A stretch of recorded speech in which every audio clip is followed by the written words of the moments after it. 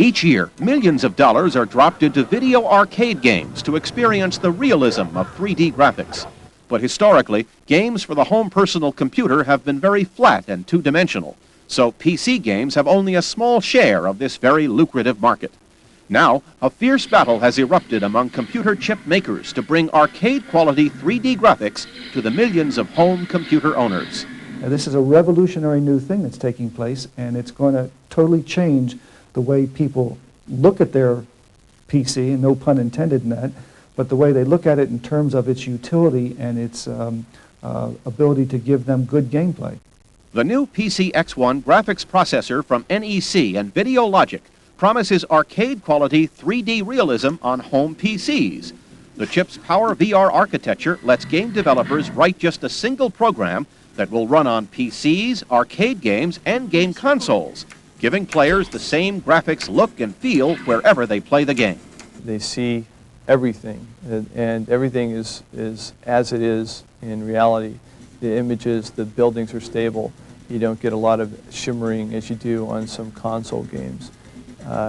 You get the type of frame rate so that things are, especially in racing games and flight simulation games, you're going fast. And you get that sense of speed. In fact, you'll find yourself moving through the corners. You start banking and turning and ripping the steering wheel off the desk if in the extreme case.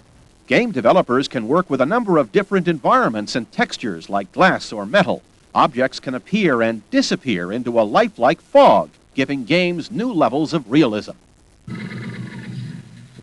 In PCs, graphics quality is dictated by memory bandwidth and not graphics processor speed. Traditional 3D images require over 3 times more memory bandwidth than standard DRAM memory chips can process, creating an information bottleneck. It's really like putting a fire hose full of water through a straw.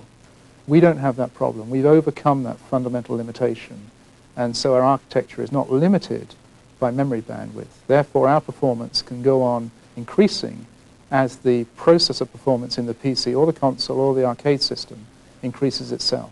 It's essentially a $200,000 workstation brought down to the PC level for an incremental $100 to $150.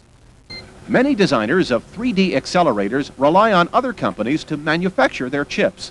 With 40 million PCs expected to be sold this year, the ability to provide a reliable volume of chips will be critical to buyers' decisions of which chips to use. It doesn't do any good to have developed a new chip if you can't build it.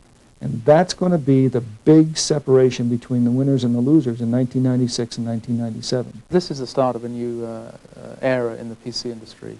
And 3D technology really is only in its infancy on the PC at the moment. PowerVR architecture is compatible with existing PC systems and software. PC add-in boards based on the PowerVR architecture are expected to be available this summer with a starting price of under $200. PowerVR-equipped PCs are expected to be available later this year. In Mountain View, California, this is Mark Levinson reporting.